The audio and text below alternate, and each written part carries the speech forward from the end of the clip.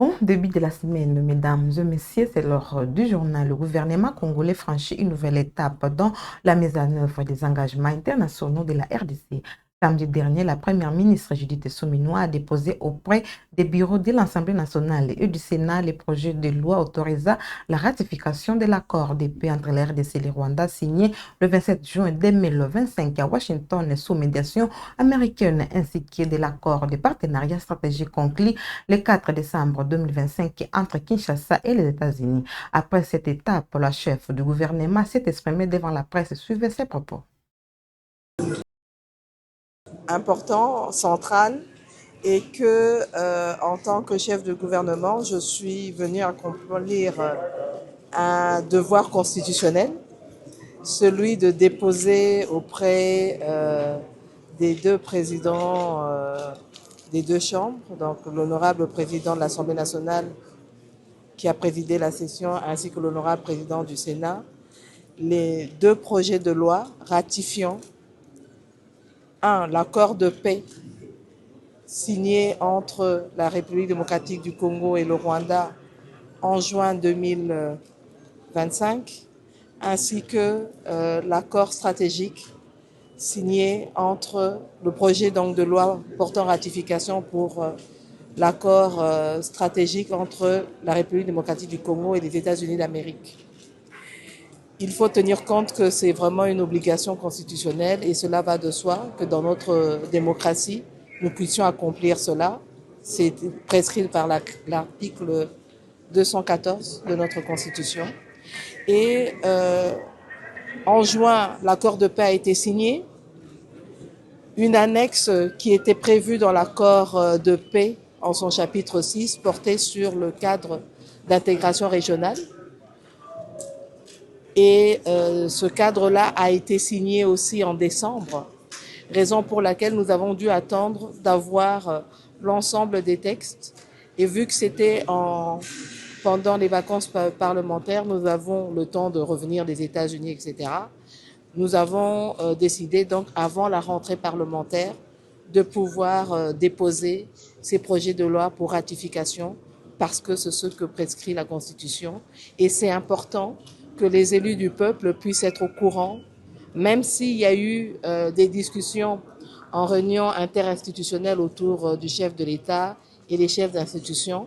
Il est important maintenant que les élus du peuple puissent à leur tour être pleinement informés du contenu de ces accords afin que la population congolaise puisse être au courant parce qu'il n'y a rien à cacher. Tout ce qui a été fait au bénéfice du peuple congolais, particulièrement le peuple à l'Est, pour la paix, parce que il est important que ce processus évolue pour assurer notre souveraineté et notre intégrité territoriale, c'est ce que nous avons recherché jusque-là, mais aussi dans le cadre des accords stratégiques pour le développement de notre pays, parce que nous voulons un mieux-être pour notre population. Nous avons aussi un peu regardé comment nous allons nous préparer pour la rentrée parlementaire. Et bon, évidemment, un petit clin d'œil à nous les femmes, en commençant par moi, chef du gouvernement, nous a été fait, puisque le 8 mars étant demain, nous avons eu à recevoir un petit présent de la part des deux présidents des chambres et des membres du bureau. Donc, ça nous permet à nous, en tant que femmes leaders, de montrer que nous sommes accompagnés aussi par nos chefs d'institution dans cette démarche de promotion du genre, de promotion de la femme congolaise. Le président Félix Tshisekedi a pris part ce week-end aux funérailles du révérend Jesse Jackson. Dans un message empreint d'émotion adressé à la famille du défunt, le chef de l'État congolais a exprimé au nom de la République démocratique du Congo la profonde gratitude du peuple congolais envers celui qu'il considère comme un allié de l'Afrique et un ami du Congo. Votre deuil est aussi le nôtre, a-t-il déclaré. Suivez-le dans cet extrait. Ce n'est pas seulement à une figure des droits civiques des États-Unis que nous rendons hommage aujourd'hui, mais à un ami de la République démocratique du Congo, à un défenseur acharné du droit de notre peuple à la paix, à la sécurité et à la dignité. So today we do not honor only an American civil rights icon. We honor a friend of the Democratic Republic of the Congo, a steadfast advocate of our people's rights to peace, to security and to dignity.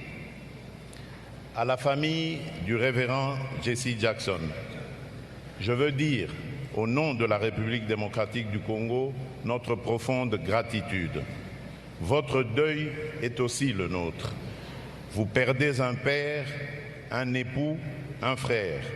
Le monde perd un pasteur, un militant, un bâtisseur de ponts. L'Afrique perd un allié, le Congo perd un ami. Ce n'est pas seulement à une figure des droits civiques des États-Unis que nous rendons hommage aujourd'hui, mais à l'occasion de la Journée internationale des droits des femmes, la première dame Denise Nyakero Tshisekedi appelle les femmes congolaises à intensifier la prière pour soutenir le chef de l'État Félix Tshisekedi confronté, selon elle, à des batailles à la fois politiques et spirituelles. C'était ce dimanche au siège du parti UDPS à Limete où elle a également plaidé pour l'unité, la démocratie, la liberté et la paix en République démocratique du Congo. Ces propos sont ici. Nalingai na loba boye toyeba kosambela makasi mpona président na biso po bitumba oyo aza komene boyebi yango mama sakombi auti koloba awa eza ya mokili kaka te eza pe ya molimo. Donc tobondela mingi mpona mboka epi mpona ye moto aza korepresente mboka aza na moto ya mboka tobosana te ke apesa mboka oyo na maboko ya Nzambe yango tozomona baresultat. Po nalobaka yango toujours ya simbami de loro mosusu te à part le sambo. Donc biso ba maman parti il faut to soutenir ye. To ye bana kozwa mikolo ebele na lo sambo po esika tozokende ezali victoire. Toza bana Nzambe biso tolelaka kaka démocratie, liberté, kimia na mboka. Donc continuons vraiment à le soutenir dans nos prières. Et que Dieu vous bénisse pour ça, parce que je sais que vous le faites. Nakoloba lisusu tozala na bomoko. Tango a division est là. Po tango a division desika monguna kotaka. Donc le sambo na biso ekende musika te. Donc il faut to lingana, to sangana, to yeba pourquoi tozali awa. Donc nakosenga na binope na sina sole na ba mama la fois passée bayaki kuna na oyua. Tokosala ba programme oyo tokobanda kosala régulièrement pour na biso ba maman. Po biso nde toboti président de la République, biso nde toboti ba mibali baza na front, donc il faut to soutenir bango na ba prière et peut tozala exemplaire. Na ko umela mingi te na osenga la bino bolimbisanga ngape loko la première ministre il faut na kende. Donc merci pour l'accueil. Goma, dans la province du Nord Kivu, la journée internationale des droits des femmes du 8 mars a été célébrée sous le signe de l'unité, de l'engagement et de la quête d'une justice équitable. À travers différentes activités, les femmes ont réaffirmé leur rôle essentiel dans la promotion de la paix durable et du vivre ensemble au sein de la communauté. Les détails dans ces magazines réalisés par la cellule de communication du gouvernorat du Nord Kivu. Débité au rond-point BDGL par une caravane, calicot à la main et au rythme des chants dédiés à la valorisation de la femme, la célébration du 8 mars par les femmes de la ville de Goma s'est déroulée dans une atmosphère de joie et de solidarité.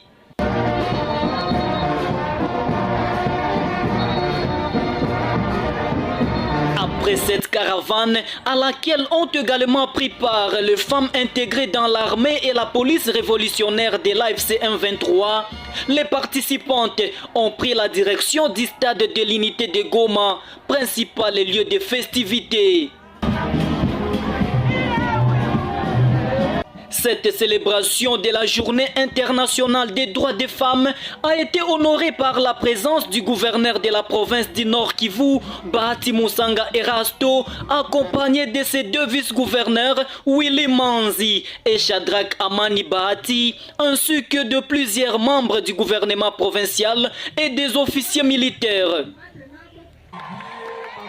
Placée sous le thème « La contribution des femmes dans la reconstruction de la justice et de la paix durable », cette journée de réflexion a été marquée par des danses interculturelles, symbole du vivre ensemble entre les différentes communautés. Ces activités sont intervenues après une prière écuménique dirigée par des femmes.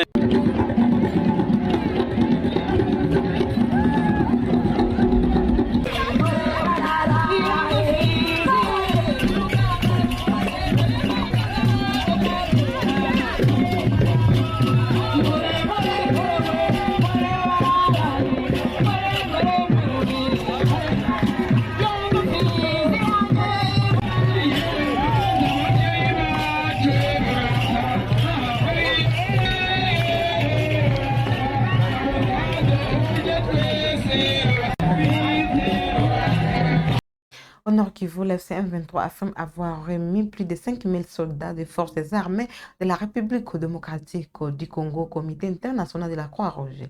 Selon le porte-parole du mouvement Laurence Kanyuka, la cérémonie s'est tenue le 2 mars au camp de Rugamabu sous la supervision de CICR. La rébellion présente cette initiative comme un geste humanitaire visant à favoriser la désescalade dans l'est du pays. Les détails dans ce reportage.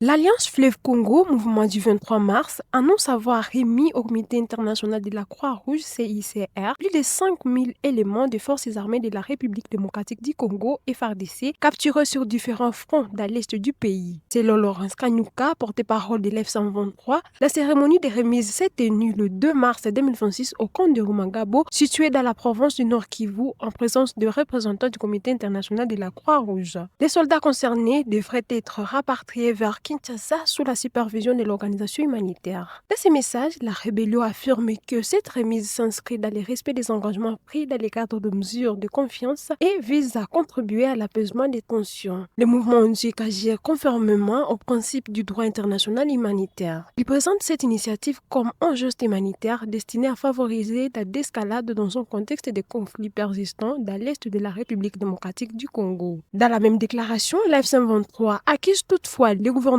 congolais de maintenir une posture d'obstination. Le mouvement affirme que les autorités de Kinshasa refusent de délibérer certains de ses membres ainsi que d'autres personnes qu'il qualifie de détenus arbitrairement. Selon l'AFC 123, ces arrestations auraient été opérées en réseau de simples faciès des personnes concernées.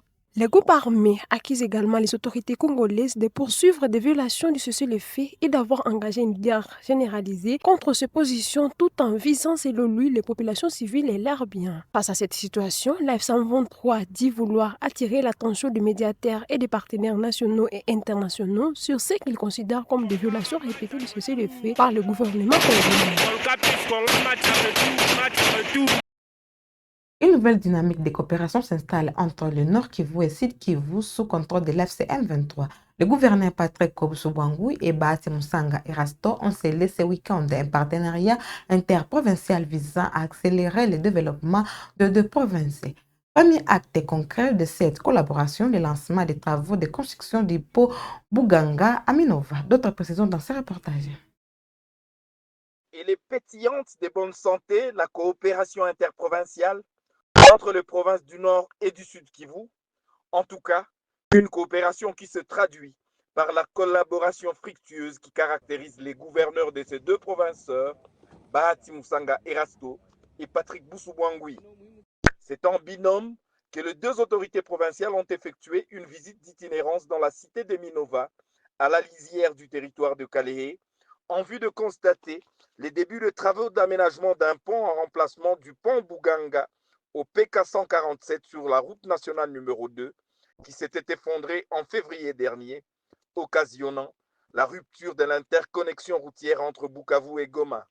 Chemin faisant, Patrick Boussou-Bouangui et Bahati Moussanga Irasto ont effectué d'abord un break à Kirotié en vue de se rendre compte de la bonne évolution des travaux de gabillonnage sur un autre pont menacé d'écroulement, lesquels travaux financés par le gouvernorat du Nord Kivu.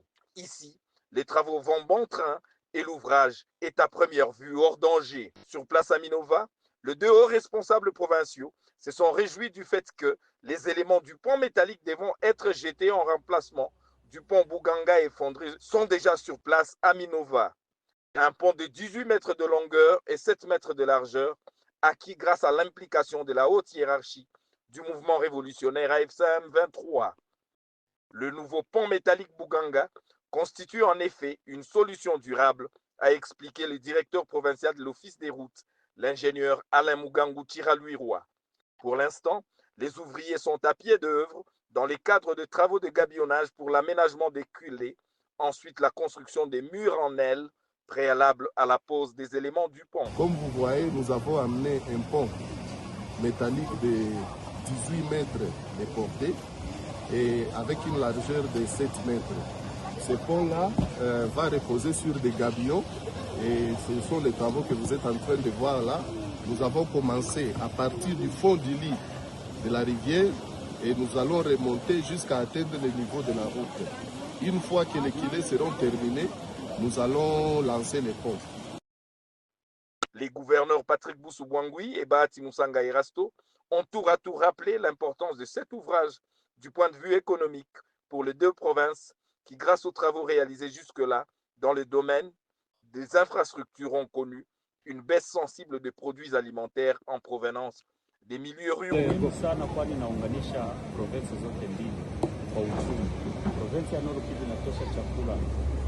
Sud Kivu inakuja Nord Kivu na Nord Kivu inatosha chakula inaenda Sud Kivu. Ina muhimu sana kwa raia yetu. Leo hii tunauliza engineer na tuambia 4 semaine. Hivi 4 semaine tutarudi hapa kufanya inauguration na tunamaliza, tuhakikishe kama raia yetu Sud Kivu ya Nord Kivu njia hii. Najua mimi nakuwa nasema Nord Kivu ndio CNA wa revolution. Sasa na sisi ndio tunafuata. Alafu na mahusiano yetu tuko nayo ya uchumi na nini, hapa ndio inaanzia, sababu chakula inatoka Nord Kivu inakuja Sud Kivu na vitu vingine inatoka Sud Kivu inaenda Nord Kivu. Hiyo ni njia moja peke yake, ingine ni hiyo ya maji. Sasa mnajua kama tangu tumefika hapa chakula imeshuka sana, sababu mabarabara zimeanza kufunguliwa. Kama unajua hizo barabara za Masisi za Uchuru zote gavana ameanza kuzifungua. Ndio maana unaona chakula inakuwa nyingi sana. Hata sasa hivi ndio maana hiyo lalo lazima tuimalize, sababu hiyo chakula ambayo inaenda hiyo mapombe de terre, manini, mashu ambayo zinaenda Sud Kivu zipite kwa hiyo barabara. Même sentiment de soulagement de la part des populations bénéficiaires, plus singulièrement les transporteurs dont les activités ont été sérieusement impactées par cette rupture. D'ici 45 jours, selon les techniciens, suivant les calendriers prévisionnels, les travaux devraient être achevés et l'interconnexion routière entre les deux provinces rétablie pour le grand bien de la population. Et pour terminer, en République démocratique du Congo, le débat autour d'un éventuel changement de la Constitution continue de susciter des réactions dans la classe politique. L'opposant Marc Moukebaï appelle le militant du parti Ensemble pour la République à se tenir prêt pour faire échec à ce qu'il qualifie d'idée diabolique. Dans le même temps, il affirme qu'un dialogue politique aura bel et bien lieu et accuse le président Félix Tshisekedi de jouer simplement la montre. Suivez. Talikolo bakitana te suka tovanda na mesa mokili ese elobi te makambo mandoki esila po tovanda na mesa tosolola oyo nyonso bokoyoka wana baza koluka kozwaka ngonga moke makambo ezolalokuta tokosuka na dialogue na eloko mosusu te bolanda lokuta na bango te boyebi te bokonzi oyo bazaka na biloko mibale bayebi kosala yali nini moyibi na lokuta.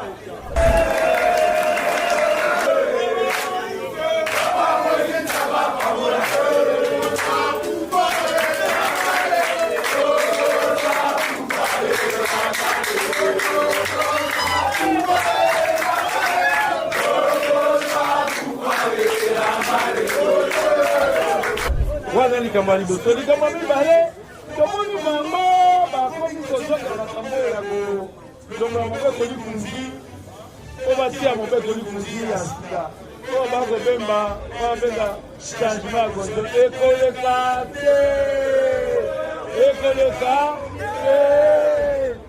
bongi ngai ngonga ekoya tokolengela yango malembe tokokuta bino bilenge ngonga ekoya elongo tokotelema na balabala mpona kotelemela eloko wana nalaki bino bomilengelaka tokozala bino elongo etumba ebandi tolakaki bango moko batiaki biso na ebonga te tobanda koyanola so bameki toyanoli sikala mokuse nayebisa bino boye kampagne bakosala ya kobonga moboko likunzi bakosala yango na nzela lokuta mokonzi ya mboka moko liboso bato na nsima bango nyonso mpe lokuta na lokuta tala lokuta na bango balobi ke mobeko likunzi baninga mosu bakotoya mobeko likunzi ni constitution tala lokuta na bango ya liboso balobi ke mobeko likunzi basala yango na bapaya libanda mboka komi na bango mosuna moko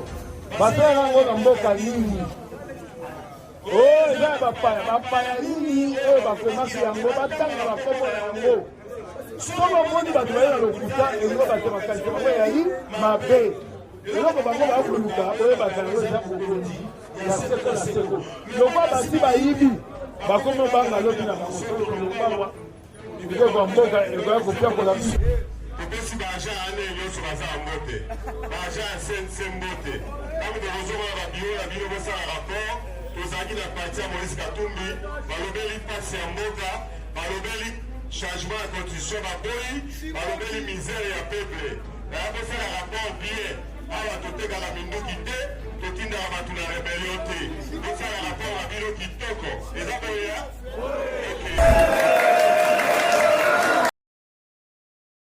C'est par cet élément que nous clôturons ces actualités, mesdames et messieurs. N'oubliez pas de vous abonner, de cliquer sur la cloche de notification pour ne rien manquer sur votre chaîne Web Info Télévision. À la prochaine.